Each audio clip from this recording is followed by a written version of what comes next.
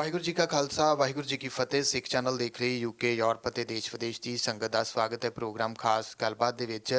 ਸੋ ਅੱਜ ਦੇ ਪ੍ਰੋਗਰਾਮ ਦੇ ਵਿੱਚ ਅਸੀਂ ਗੱਲਬਾਤ ਕਰਾਂਗੇ ਪ੍ਰੋਫੈਸਰ ਦਵਿੰਦਰਪਾਲ ਸਿੰਘ ਭੁੱਲਰ ਹੋਰਾਂ ਦੇ ਬਾਰੇ ਦੇ ਵਿੱਚ, ਤੇ ਨਾਲ ਦੀ ਨਾਲ ਨਾਗਰਿਕਤਾ ਸੋਧ ਬਿੱਲ ਜਿਹੜਾ ਆਇਆ ਉਸ ਨੂੰ ਲੈ ਕੇ ਭਾਰਤ ਭਰ ਦੇ ਵਿੱਚ ਜਿਹੜਾ ਵਿਰੋਧ ਚੱਲ ਰਿਹਾ ਉਸ ਦੇ ਉੱਤੇ। ਸੋ ਮੇਰੇ ਨਾਲ ਇਸ ਪ੍ਰੋਗਰਾਮ ਦੇ ਵਿੱਚ ਸ਼ਾਮਲ ਨੇ ਦਲ ਖਾਲਸਾ ਦੇ ਸਪੋਕਸਪਰਸਨ ਸਰਦਾਰ ਕੰਵਰਪਾਲ ਸਿੰਘ ਜੀ। ਆਓ ਉਹਨਾਂ ਨਾਲ ਫਤਿਹ ਦੀ ਸਾਂਝ ਪਾ ਕੇ ਪ੍ਰੋਗਰਾਮ ਦੀ ਸ਼ੁਰੂਆਤ ਕਰਦੇ ਹਾਂ। ਵਾਹਿਗੁਰੂ ਜੀ ਕਾ ਖਾਲਸਾ ਵਾਹਿਗੁਰੂ ਜੀ ਕੀ ਫਤਿਹ ਭਾਈ ਸਾਹਿਬ। ਵਾਹਿਗੁਰੂ ਜੀ ਕਾ ਖਾਲਸਾ ਵਾਹਿਗੁਰੂ ਜੀ ਕੀ ਫਤਿਹ। ਸਭ ਤੋਂ ਪਹਿਲਾਂ ਪ੍ਰੋਫੈਸਰ ਦਵਿੰਦਰਪਾਲ ਸਿੰਘ ਭੁੱਲਰ ਦੀ ਰਿਹਾਈ ਦੀ ਗੱਲ ਕਰੀਏ ਤਾਂ ਕਾਫੀ ਚਰਚਾ ਸੀਗੀ ਪਿਛਲੇ ਦਿਨਾਂ ਦੇ ਵਿੱਚ ਕਿ ਉਹਨਾਂ ਦੀ ਰਿਹਾਈ ਜਲਦੀ ਹੋ ਰਹੀ ਆ, ਪਰ ਹੁਣ ਜਿਹੜੀ ਅਮਰਿੰਦਰਜੀਤ ਸਿੰਘ ਬਿੱਟੇ ਵੱਲੋਂ ਇੱਕ ਅਪੀਲ ਕੀਤੀ ਗਈ ਕੋਰਟ ਨੂੰ ਕਿ ਕਿਉਂ ਛੱਡਿਆ ਜਾ ਰਿਹਾ ਆ, ਤਾਂ ਉਸ ਦੇ ਉੱਤੇ ਹੁਣ ਕੋਰਟ ਨੇ ਰੋਕ ਲਾ ਦਿੱਤੀ ਹੈ ਤੇ ਸਰਕਾਰ ਨੂੰ ਵੀ ਇੱਕ ਨੋਟਿਸ ਦਿੱਤਾ ਹੈ ਕਿ ਕਿਹੜੀ ਗੱਲ ਤੋਂ ਛੱਡਿਆ ਜਾ ਰਿਹਾ। ਇਸ ਸਮੁੱਚੇ ਵਰਤਾਰੇ ਨੂੰ ਕਿਵੇਂ ਦੇਖ ਰਹੇ ਹੋ?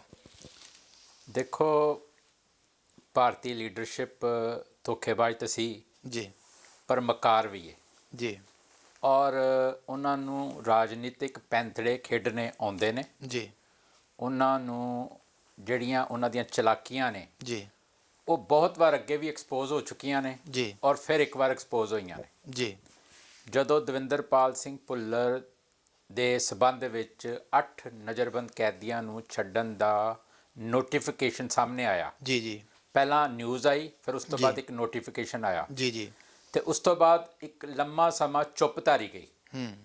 ਅਖਬਾਰਾਂ ਨੇ, ਸਿੱਖ ਜਥੇਬੰਦੀਆਂ ਨੇ ਇਸ ਗੱਲ ਦੇ ਉੱਤੇ ਚਿੰਤਾ ਦਾ ਇਜ਼ਹਾਰ ਕੀਤਾ ਜੀ, ਕਿ ਉਹਨਾਂ ਨੂੰ ਛੱਡਿਆ ਕਿਉਂ ਨਹੀਂ ਜਾ ਰਿਹਾ, ਕਿਉਂਕਿ ਕਿਹਾ ਇਹ ਗਿਆ ਸੀਗਾ ਕਿ 550 ਸਾਲਾ ਗੁਰਪੁਰਬ ਦੇ ਮੌਕੇ ਜੀ। ਐਜ਼ ਏ ਗੁੱਡਵਿਲ ਗੈਸਚਰ ਮੋਦੀ ਸਰਕਾਰ ਉਹਨਾਂ ਨੂੰ ਛੱਡ ਰਹੀ ਹੈ। ਬਿਲਕੁਲ। ਸੋ ਜਿਵੇਂ ਜਿਵੇਂ ਗੁਰਪੁਰਬ ਨੇੜੇ ਆਉਂਦਾ ਗਿਆ, ਮਨ ਦੀਆਂ ਜਿਹੜੀਆਂ ਚਿੰਤਾਵਾਂ ਸੀ ਉਹ ਵੱਧਦੀਆਂ ਗਈਆਂ, ਕਿਉਂਕਿ ਉਹਨਾਂ ਨੂੰ ਛੱਡਿਆ ਨਹੀਂ ਸੀ ਜਾ ਰਿਹਾ, ਕੋਈ ਗੱਲ ਚੱਲ ਨਹੀਂ ਸੀ ਰਹੀ। ਜੀ, ਜੀ, ਤੇ ਨੋਟੀਫਿਕੇਸ਼ਨ ਤੋਂ ਬਾਅਦ ਵੀ ਇੱਕ ਲੰਮਾ ਸਮਾਂ ਚੁੱਪ ਰਹੀ। ਜੀ, ਉਹ ਚੁੱਪ ਕਿਉਂ ਰਹੀ? ਭਾਰਤ ਸਰਕਾਰ ਨੇ ਮਨਜਿੰਦਰ ਸਿੰਘ ਬਿੱਟੇ ਵਰਗਿਆਂ ਨੂੰ ਇੱਕ ਪੂਰਾ ਮੌਕਾ ਦਿੱਤਾ ਕਿ ਉਹ ਉਸ ਨੋਟੀਫਿਕੇਸ਼ਨ ਨੂੰ ਚੈਲੰਜ ਕਰ ਸਕੇ।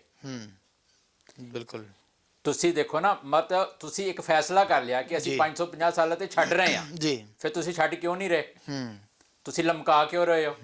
ਤੁਸੀਂ ਤਲਵਾਰ ਕਿਉਂ ਲਟਕਾਈ ਹੋਈ ਹੈ? ਜਦੋਂ ਤੁਸੀਂ ਇੱਕ ਚੀਜ਼ ਨੂੰ ਨੋਟੀਫਿਕੇਸ਼ਨ ਕਰਕੇ, ਇੱਕ ਲੀਗਲ ਨੋਟੀਫਿਕੇਸ਼ਨ, ਇੱਕ ਐਗਜ਼ੈਕਟਿਵ ਆਰਡਰ ਇਸ਼ੂ ਕਰਕੇ ਸਾਰੀਆਂ ਸਟੇਟਾਂ ਨੂੰ ਭੇਜ ਕੇ ਤੇ ਫਿਰ ਚੁੱਪ ਕਰ ਜਾਂਦੇ ਹੋ। ਇੱਕ ਗੱਲ ਹੋਰ ਚਰਚਾ ਦੇ ਵਿੱਚ ਸੀਗੀ ਪਿਛਲੇ ਦਿਨੀ ਕਿ ਸੈਂਟਰ ਨੇ ਉੱਥੋਂ ਉਹਨਾਂ ਦੇ ਰਿਲੀਜ਼ਿੰਗ ਦੇ ਪੇਪਰ ਪੰਜਾਬ ਸਰਕਾਰ ਨੂੰ ਭੇਜਿਆ, ਪਰ ਪੰਜਾਬ ਸਰਕਾਰ ਉਹ ਪੇਪਰ ਰੱਖ ਕੇ ਬੈਠੀ ਆ। ਕਿਤੇ ਇਹਦੇ ਵਿੱਚ ਇਹ ਵੀ ਤਾਂ ਨਹੀਂ ਕਿ ਮਨਿੰਦਰਜੀਤ ਸਿੰਘ ਬਿੱਟੇ ਨੂੰ ਪੰਜਾਬ ਸਰਕਾਰ ਵੱਲੋਂ ਜਾਂ ਇਸ ਤਰੀਕੇ ਨਾਲ ਇਹ ਸਾਰੀ ਕਹਾਣੀ ਚੱਲੀ ਹੋਵੇ ਕਿ ਕੋਰਟ ਦੇ ਵਿੱਚ ਜਾ ਕੇ ਤੈਨੂੰ ਰੁਕਵਾਇਆ ਜਾਵੇ? ਨਹੀਂ, ਦੇਖੋ, ਪੰਜਾਬ ਸਰਕਾਰ ਦਾ ਪ੍ਰੋਫੈਸਰ ਦਵਿੰਦਰਪਾਲ ਸਿੰਘ ਭੁੱਲਰ ਦੇ ਕੇਸ 'ਚ ਕੋਈ ਰੋਲ ਨਹੀਂ ਹੈ। ਜੀ। ਭੁੱਲਰ ਸਾਹਿਬ ਦਾ ਕੇਸ ਦਿੱਲੀ ਸਰਕਾਰ ਕੋਲ ਹੈ। ਜੀ। ਦਿੱਲੀ ਦੇ ਲੈਫਟੀਨੈਂਟ ਗਵਰਨਰ ਨੇ, ਜਿਹੜਾ ਦਿੱਲੀ ਦਾ ਪ੍ਰਸ਼ਾਸਨਿਕ ਹੈੱਡ ਹੈ, ਲੈਫਟੀਨੈਂਟ ਗਵਰਨਰ, ਉਹਨੇ ਸਾਈਨ ਕਰਕੇ ਜਿਸ ਜੇਲ੍ਹ ਦੇ ਵਿੱਚ ਭੁੱਲਰ ਸਾਹਿਬ ਰਹਿ ਰਹੇ ਨੇ ਉਸ ਜੇਲ੍ਹ ਦੇ ਅਧਿਕਾਰੀਆਂ ਨੂੰ ਭੇਜਣਾ ਕਿ ਅਸੀਂ ਇਹਨਾਂ ਨੂੰ ਰਿਹਾ ਕੀਤਾ ਜਾਵੇ। ਸੋ ਇਹਦੇ ਵਿੱਚ ਪੰਜਾਬ ਸਰਕਾਰ ਦਾ ਕੋਈ ਰੋਲ ਨਹੀਂ ਹੈ। ਤੇ ਜਿਹੜਾ ਮਨਿੰਦਰਜੀਤ ਸਿੰਘ ਬਿੱਟਾ ਹੈ ਉਹ ਕਿਸੇ ਸਰਕਾਰ ਦਾ ਏਜੰਟ ਨਹੀਂ ਹੈ, ਉਹ ਡਾਇਰੈਕਟਲੀ ਗਵਰਨਮੈਂਟ ਆਫ ਇੰਡੀਆ ਦਾ ਤੇ ਏਜੰਸੀਆਂ ਦਾ ਏਜੰਟ ਹੈ। ਸੋ ਤੁਸੀਂ ਗੱਲ ਨੂੰ ਸਮਝੋ, ਨੋਟੀਫਿਕੇਸ਼ਨ ਕੀਤਾ ਗਿਆ, ਫਿਰ ਇੱਕ ਚੁੱਪ, ਇੰਨਾ ਲੰਮਾ ਸਮਾਂ ਦੇ ਦਿੱਤਾ ਗਿਆ ਕਿ ਕੋਈ ਵੀ ਉਸ ਨੋਟੀਫਿਕੇਸ਼ਨ ਨੂੰ ਹਾਈ ਕੋਰਟ ਜਾਂ ਸੁਪਰੀਮ ਕੋਰਟ 'ਚ ਚੈਲੰਜ ਕਰ ਸਕਦਾ। ਸੋ ਗਵਰਨਮੈਂਟ ਦੀ ਬੇਈਮਾਨੀ ਤੇ ਮਕਾਰੀ ਇੱਥੋਂ ਦਿਖਦੀ ਹੈ। ਗੁਰੂ ਨਾਨਕ ਦੇਵ ਜੀ ਦੇ ਪ੍ਰਕਾਸ਼ ਦਿਹਾੜੇ ਨੂੰ ਮਹੀਨੇ ਤੋਂ ਮਤਲਬ ਗੁਰਪੁਰਬ ਦੇ ਪਹਿਲਾਂ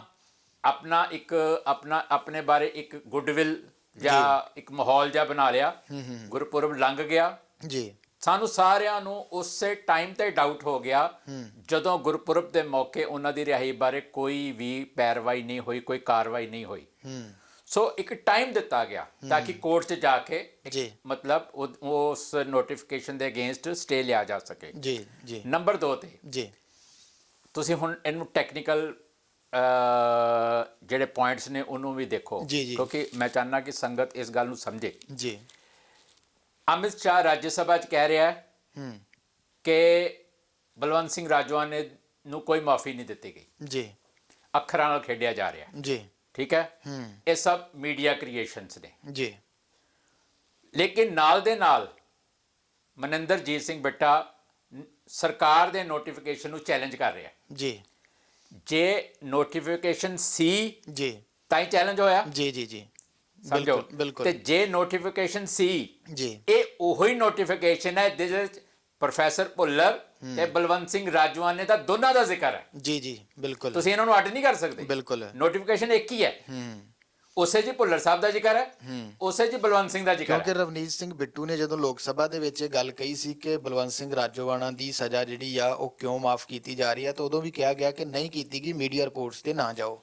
ਤੁਸੀਂ ਸਮਝੋ ਜੀ ਨੋਟੀਫਿਕੇਸ਼ਨ ਚੈਲੰਜ ਹੋਇਆ। ਜੀ ਨੋਟੀਫਿਕੇਸ਼ਨ ਨੂੰ ਆਧਾਰ ਬਣਾ ਕੇ ਜੀ ਸਟੇ ਹੋਇਆ। ਜੀ ਜੇ ਨੋਟੀਫਿਕੇਸ਼ਨ ਨੂੰ ਸੁਪਰੀਮ ਕੋਰਟ ਨੇ ਮੰਨ ਲਿਆ, ਉਹਨੂੰ ਆਧਾਰ ਬਣਾ ਕੇ ਸਟੇ ਦਿੱਤਾ ਹੈ, ਦੈਟ ਮੀਨਸ ਉਹ ਨੋਟੀਫਿਕੇਸ਼ਨ ਲੀਗਲ ਹੈ। ਤੇ ਜੇ ਉਹ ਨੋਟੀਫਿਕੇਸ਼ਨ ਲੀਗਲ ਹੈ ਫਿਰ ਉਸੇ ਵਿੱਚ ਬਲਵੰਤ ਸਿੰਘ ਰਾਜਵਾਨੇ ਦੀ ਸਜ਼ਾ ਜਿਹੜੀ ਹੈ ਕਮਿਊਟ ਹੋ ਚੁੱਕੀ ਹੈ। ਜੀ ਜੀ ਜੀ ਸੁਪਰੀਮ ਕੋਰਟ ਨੇ ਸਟੇ ਦੇ ਕੇ ਇਹ ਗੱਲ ਤੇ ਸਾਬਤ ਕਰਤੀ ਕਿ ਨੋਟੀਫਿਕੇਸ਼ਨ ਸੀ ਕੋਈ। ਜੀ ਜੇ ਨੋਟੀਫਿਕੇਸ਼ਨ ਹੈ ਜੀ ਤੇ ਫਿਰ ਬਲਵੰਤ ਸਿੰਘ ਰਾਜਵਾਨੇ ਨੂੰ ਦੀ ਸਜ਼ਾ ਤਬਦੀਲ ਹੋ ਚੁੱਕੀ ਹੈ, ਕਮਿਊਟ ਹੋ ਚੁੱਕੀ ਹੈ। ਫਿਰ ਅਮਿਤ ਸ਼ਾਹ ਰਾਜ ਸਭਾ ਦੇ ਵਿੱਚ ਪੂਰੀ ਕੰਟਰੀ ਦੇ ਨੂੰ ਝੂਠ ਬੋਲ ਗਿਆ। ਜੀ ਸੋ ਮਤਲਬ ਦੋਨੇ ਗੱਲਾਂ ਜੀ ਇੱਕ ਫੈਸਲੇ ਦੇ ਨਾਲ ਇਹ ਗੱਲ ਪ੍ਰੂਵ ਹੋ ਗਈ ਕਿ ਭੁੱਲਰ ਸਾਹਿਬ ਦਾ ਨੋਟੀਫਿਕੇਸ਼ਨ ਵੀ ਸੀ, ਲਾਲ ਸਿੰਘ ਦਾ ਵੀ ਸੀ, ਤੇ ਨਾਲ ਬਲਵੰਤ ਸਿੰਘ ਰਾਜਵਾਨੇ ਦਾ ਤੇ ਗੁਰਦੀਪ ਸਿੰਘ ਤੇ 4 ਹੋਰਨਾਂ ਦਾ ਸੀ। ਤੇ ਜੇ ਉਹ ਨੋਟੀਫਿਕੇਸ਼ਨ ਲੀਗਲ ਹੈ ਫਿਰ ਅਮਿਤ ਸ਼ਾਹ ਨੇ ਪੂਰੀ ਕੰਟਰੀ ਨੂੰ, ਪੂਰੀ ਹਿੰਦੁਸਤਾਨੀਆਂ ਦੇ ਅੱਗੇ ਝੂਠ ਬੋਲਿਆ ਰਾਜ ਸਭਾ ਦੇ ਵਿੱਚ।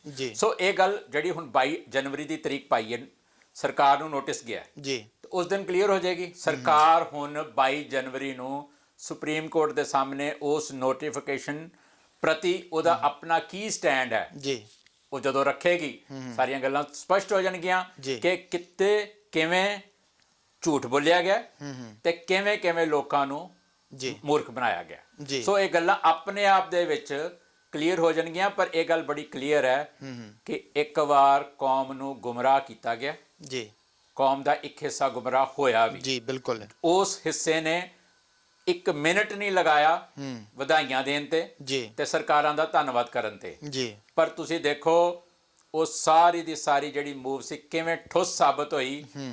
ਪਹਿਲੀ ਗੱਲ ਜੀ ਮਨਿੰਦਰਜੀਤ ਸਿੰਘ ਬਿੱਟੇ ਨੂੰ ਸਮਾਂ ਦਿੱਤਾ ਗਿਆ ਜੀ। ਦੂਸਰੀ ਗੱਲ ਹੈ ਰਿਹਾਈਆਂ ਹੋਈਆਂ ਹੀ ਨਹੀਂ।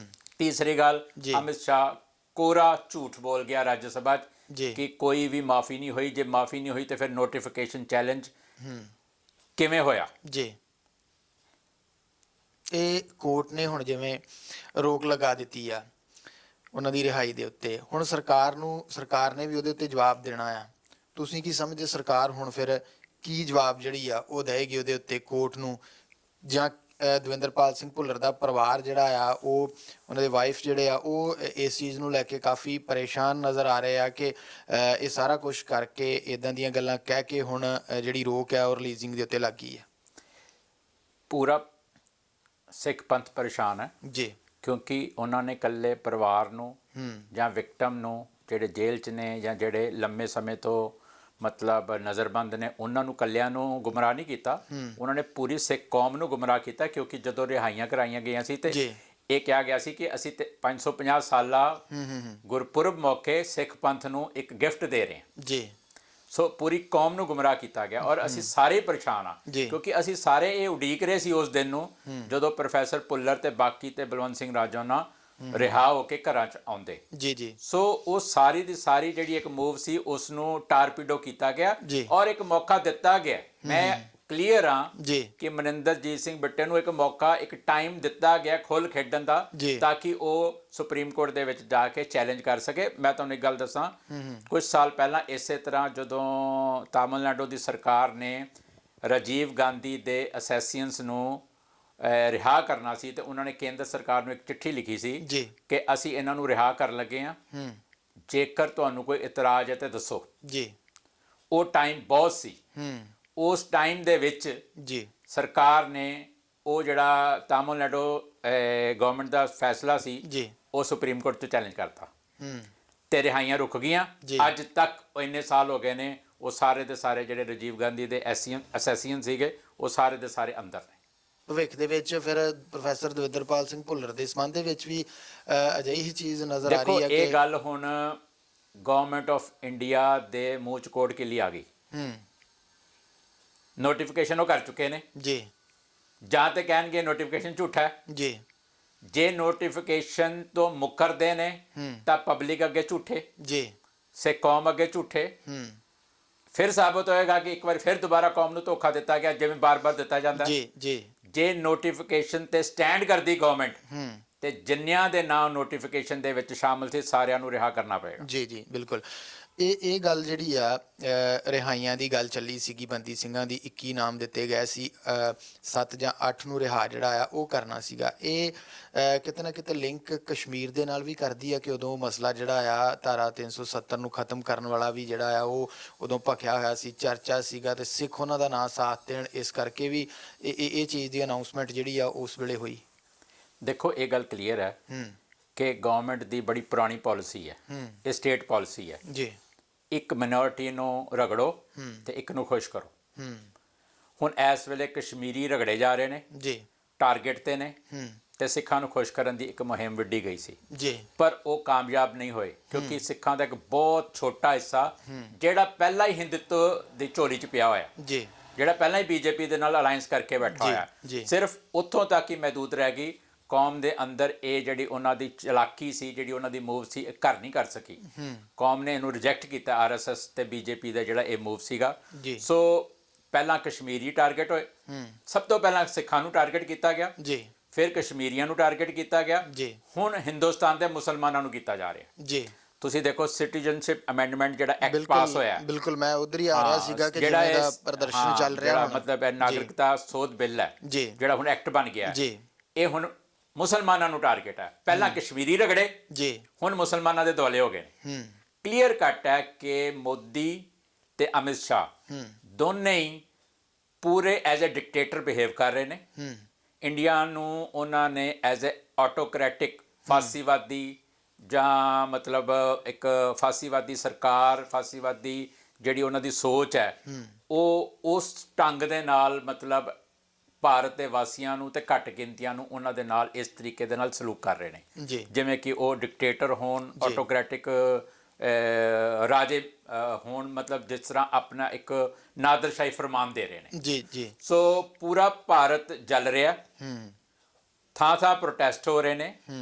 ਜਾਮੀਆ ਇਸਲਾਮੀਆ ਯੂਨੀਵਰਸਿਟੀ ਦੇ ਵਿੱਚ ਬੱਚੇ ਕੁੱਟੇ ਗਏ ਨੇ। ਯੂਨੀਵਰਸਿਟੀ ਦੇ ਵਿੱਚ ਜਿਹੜੇ ਯੂਥ ਹਰੇਕ ਜਿਹੜਾ ਦੇਸ਼ ਆ ਉਹਦਾ ਭਵਿੱਖ ਮੰਨਿਆ ਜਾਂਦਾ ਆ।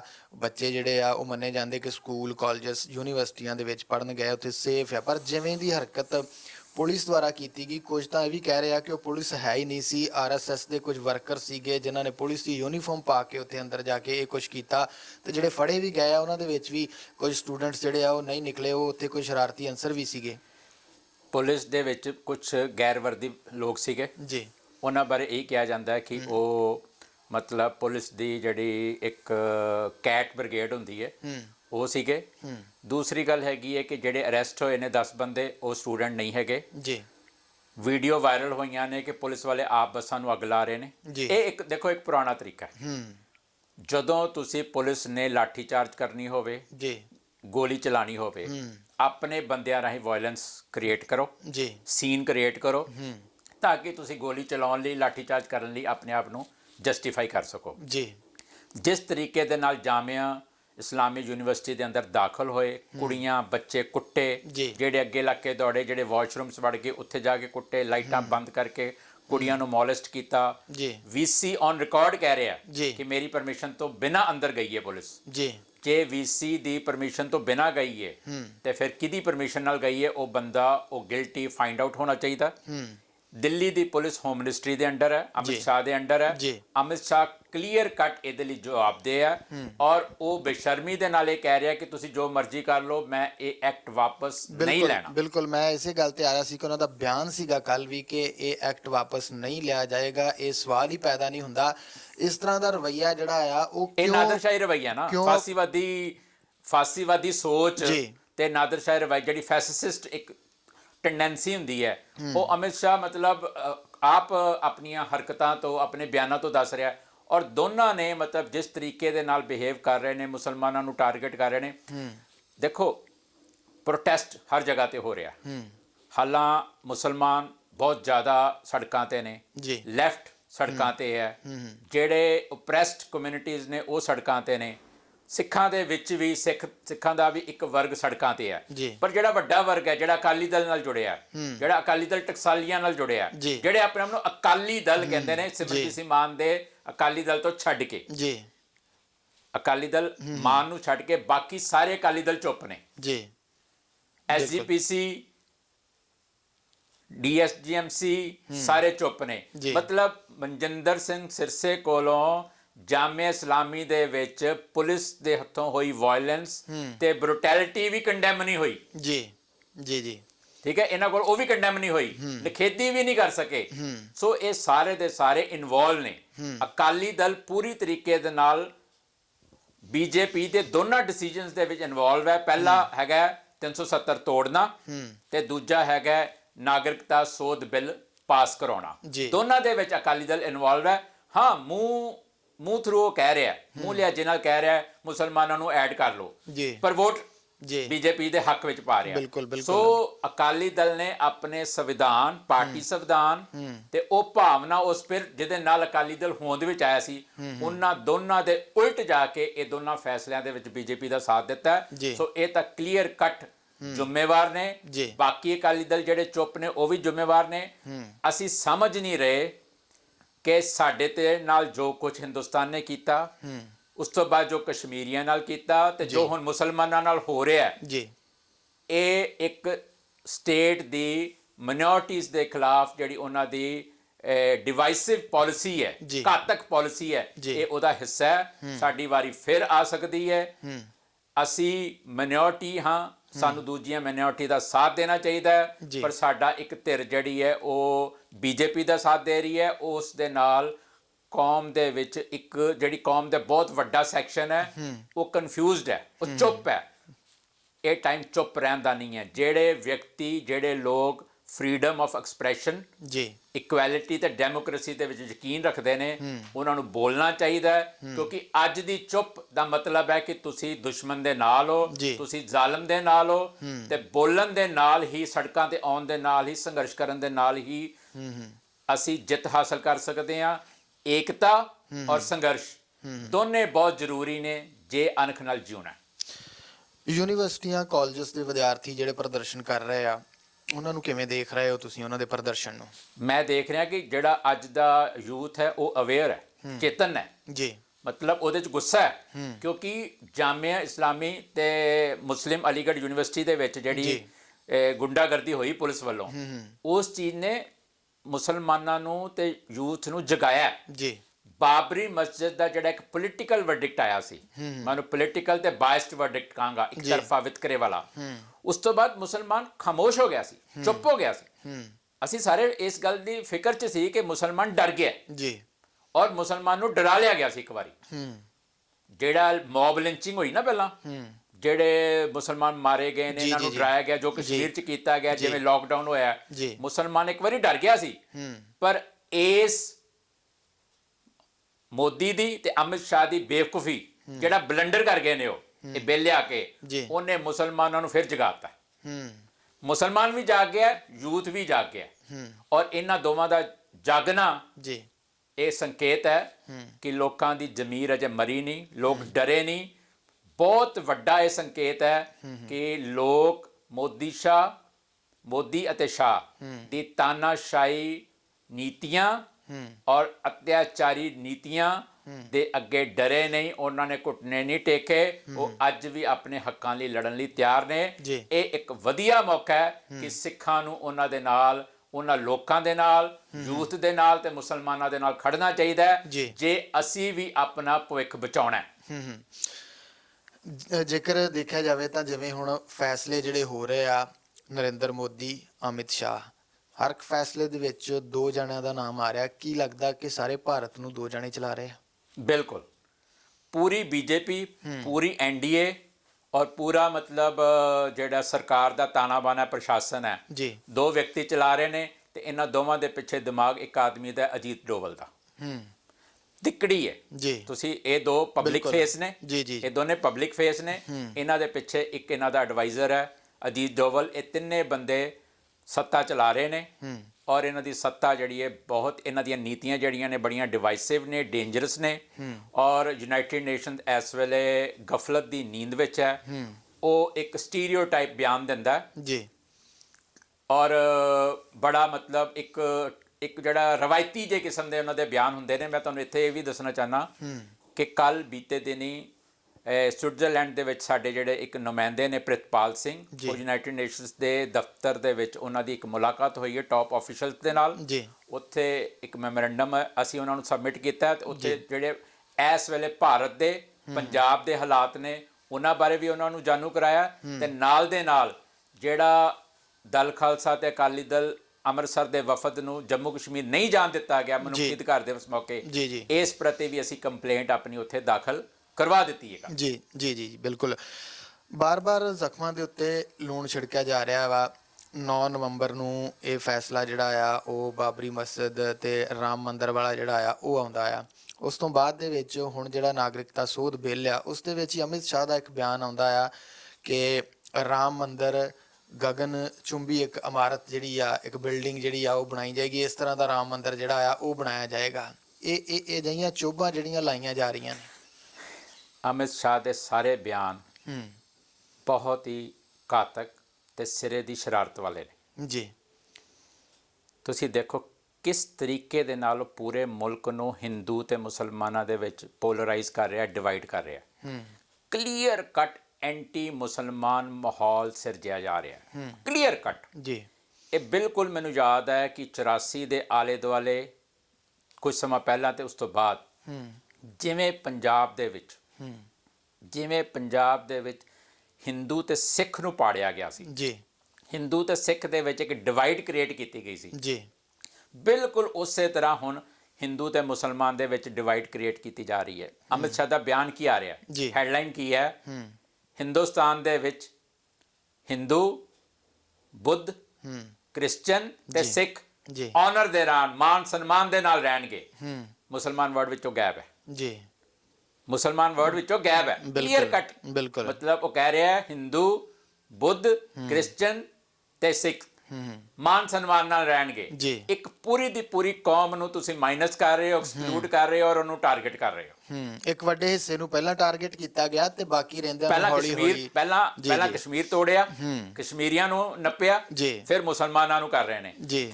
ਜਿਸ ਦਿਨ ਕਸ਼ਮੀਰੀਆਂ ਨੂੰ ਨੱਪ ਰਹੇ ਸੀ ਉਸ ਦਿਨ ਹਿੰਦੁਸਤਾਨ ਦਾ ਮੁਸਲਮਾਨ ਨਹੀਂ ਬੋਲਿਆ ਕਿਉਂਕਿ ਉਹਨਾਂ ਨੂੰ ਲੱਗਾ ਇਹ ਸਾਡੇ ਤੇ ਵਾਰ ਨਹੀਂ ਹੈ, ਇਹ ਕਸ਼ਮੀਰੀਆਂ ਤੇ ਵਾਰ ਹੈ ਜੀ। ਪਰ ਉਹ ਭੁੱਲ ਗਏ ਸੀ, ਜਿਵੇਂ ਅੱਜ ਸਿੱਖ ਭੁੱਲ ਰਹੇ ਨੇ ਨਾ ਕਿ ਇਹ ਮੁਸਲਮਾਨਾਂ ਤੇ ਵਾਰ ਹੈ ਜੀ। ਮੁਸਲਮਾਨ ਭੁੱਲ ਰਹੇ ਸੀ ਕਿ ਜਿਹੜਾ ਵਾਰ ਅੱਜ ਕਸ਼ਮੀਰੀਆਂ ਤੇ ਕੱਲ ਨੂੰ ਵਾਰੀ ਸਾਡੀ ਵੀ ਆਉਣੀ ਹੈ। ਤੇ ਅੱਜ ਸਿੱਖ ਭੁੱਲ ਰਹੇ ਨੇ ਕਿ ਅੱਜ ਮੁਸਲਮਾਨਾਂ ਦੀ ਵਾਰੀ ਹੈ, ਉਹ ਭੁੱਲ ਰਹੇ ਨੇ ਕਿ ਕੱਲ ਨੂੰ ਵਾਰੀ ਸਾਡੀ ਵੀ ਆਣੀ ਹੈ। ਇਹ ਦਲਿਤਾਂ ਦੀ ਵੀ ਆਣੀ ਹੈ, ਇਹ ਸਾਡੀ ਵੀ ਆਣੀ ਹੈ। ਔਰ ਜਿਹੜੇ ਮਤਲਬ ਲੈਫਟਿਸਟ ਨੇ ਜਿਹੜੇ ਲੜ ਰਹੇ ਨੇ ਜੀ, ਜਿਨ੍ਹਾਂ ਨੂੰ ਮੋਦੀ ਆਪਣੇ ਬਿਆਨਾਂ ਦੇ ਵਿੱਚ ਸੋ ਕਾਲਡ ਅਰਬਨ ਨਕਸਲਸ ਕਹਿੰਦਾ ਹੈ, ਵਾਰੀ ਉਹਨਾਂ ਦੀ ਵੀ ਆਣੀ ਹੈ। ਸੋ ਟਾਰਗੇਟ ਸਾਰੇ ਨੇ ਉਹਨਾਂ ਦੇ। ਮੋਦੀ ਔਰ ਸ਼ਾਹ ਦੇ ਦਿਮਾਗਾਂ ਦੇ ਵਿੱਚ ਅਸੀਂ ਸਾਰੇ ਹੀ ਟਾਰਗੇਟ ਆ, ਸਿਰਫ ਵਾਰੀ ਸਿਰ ਵਾਰੀ ਆਉਣੀ ਜੀ। ਸੋ ਸਮਾਂ ਆਪਣੇ ਕੋਲ 1 ਮਿੰਟ ਦਾ ਰਹਿ ਗਿਆ ਆ। ਜੋ ਕੁਝ ਭਾਰਤ ਦੇ ਵਿੱਚ ਹੋ ਰਿਹਾ ਆ, ਭਵਿੱਖ ਕੀ ਦੇਖਦੇ ਹੋ ਭਾਰਤ ਦਾ? ਭਾਰਤ ਦੀ ਜਿਹੜੀ ਇਸ ਵੇਲੇ ਭਾਰਤ ਦੀ ਫੈਸਿਸਟ ਗਵਰਨਮੈਂਟ ਹੈ, ਉਹ ਹਿੰਦੁਸਤਾਨ ਨੂੰ ਇੱਕ ਸਿਵਲ ਵਾਰ ਵੱਲ ਧੱਕ ਰਹੀ ਹੈ ਕਿਉਂਕਿ ਆਰਥਿਕ ਮੰਦੀ ਵੀ ਚੱਲ ਰਹੀ ਹੈ। ਆਰਥਿਕ ਮੰਦੀ ਚੱਲ ਰਹੀ ਹੈ, ਉਸ ਤੋਂ ਲੋਕਾਂ ਦਾ ਧਿਆਨ ਹਟਾਉਣ ਲਈ ਸਿਵਲ ਵਾਰ ਵੱਲ ਦੇਸ਼ ਨੂੰ ਧੱਕਿਆ ਜਾ ਰਿਹਾ, ਆਪਸ ਵਿੱਚ ਲੋਕਾਂ ਨੂੰ ਵੰਡਿਆ ਤੇ ਲੜਾਇਆ ਜਾ ਰਿਹਾ। ਦੇਖੋ ਪਹਿਲਾਂ ਕਸ਼ਮੀਰੀਆਂ ਨੂੰ ਕੁੱਟਿਆ ਗਿਆ, ਫਿਰ ਮੁਸਲਮਾਨਾਂ ਨੂੰ ਟਾਰਗੇਟ ਕੀਤਾ ਗਿਆ। ਜਦੋਂ ਕਸ਼ਮੀਰੀ ਕੁੱਟੇ ਜਾ ਰਹੇ ਸੀ, ਮੁਸਲਮਾਨ ਅਵੇਸਲੇ ਸੀ, ਹੁਣ ਮੁਸਲਮਾਨਾਂ ਨੂੰ ਟਾਰਗੇਟ ਕੀਤਾ ਜਾ ਰਿਹਾ ਤੇ ਬਾਕੀ ਕੌਮਾਂ ਅਵੇਸਲੀਆਂ ਨੇ। ਸਾਨੂੰ ਇਸ ਵੇਲੇ ਚਾਹੀਦਾ ਕਿ ਅਗਰ ਅਸੀਂ ਆਪਣਾ ਭਵਿੱਖ ਬਚਾਉਣਾ ਹੈ ਤੇ ਅਗਰ ਅਣਖ ਨਾਲ ਜਿਉਣਾ ਹੈ ਤੇ ਸਾਨੂੰ ਲੜਨਾ ਪਏਗਾ। ਇਸ ਵੇਲੇ ਸਾਨੂੰ ਯੂਥ, ਮੁਸਲਮਾਨ ਅਤੇ ਬਾਕੀਆਂ ਦਾ ਸਾਥ ਦੇਣਾ ਚਾਹੀਦਾ ਹੈ, ਜਿਨ੍ਹਾਂ ਨੂੰ ਨਰਿੰਦਰ ਮੋਦੀ ਅਤੇ ਅਮਿਤ ਸ਼ਾਹ ਦੀ ਜੋੜੀ ਇਸ ਵੇਲੇ ਟਾਰਗੇਟ ਕਰਕੇ, ਨਿਸ਼ਾਨਾ ਕਰਕੇ ਕੁੱਟ ਰਹੀ ਹੈ, ਉਹਨਾਂ 'ਤੇ ਅਤਿਆਚਾਰ ਕਰ ਰਹੀ ਹੈ ਤੇ ਜ਼ੁਲਮ ਕਰ ਰਹੀ ਹੈ ਜੀ। ਸੋ ਬਿਲਕੁਲ ਇਹ ਸਨ ਦਲ ਖਾਲਸਾ ਦੇ ਸਪੋਕਸਪਰਸਨ ਸਰਦਾਰ ਕੰਵਰਪਾਲ ਸਿੰਘ ਜੀ, ਜਿਨ੍ਹਾਂ ਨੇ ਸਾਡੇ ਨਾਲ ਗੱਲਬਾਤ ਕੀਤੀ, ਆਪਣੇ ਵਿਚਾਰ ਜਿਹੜੇ ਸੰਗਤਾਂ ਦੇ ਨਾਲ ਸਾਂਝੇ ਕੀਤੇ। ਸੋ ਪ੍ਰੋਗਰਾਮ ਖਾਸ ਗੱਲਬਾਤ ਦੇ ਵਿੱਚ ਅੱਜ ਦੇ ਲਈ ਇੰਨਾ ਹੀ, ਤੁਹਾਡੇ ਤੋਂ ਆਗਿਆ ਚਾਹਾਂਗੇ। ਇੱਥੇ ਹੀ ਬੁਲਾਉਂਦੇ ਹਾਂ। ਫਤਿਹ। ਵਾਹਿਗੁਰੂ ਜੀ ਕਾ ਖਾਲਸਾ, ਵਾਹਿਗੁਰੂ ਜੀ ਕੀ ਫਤਿਹ।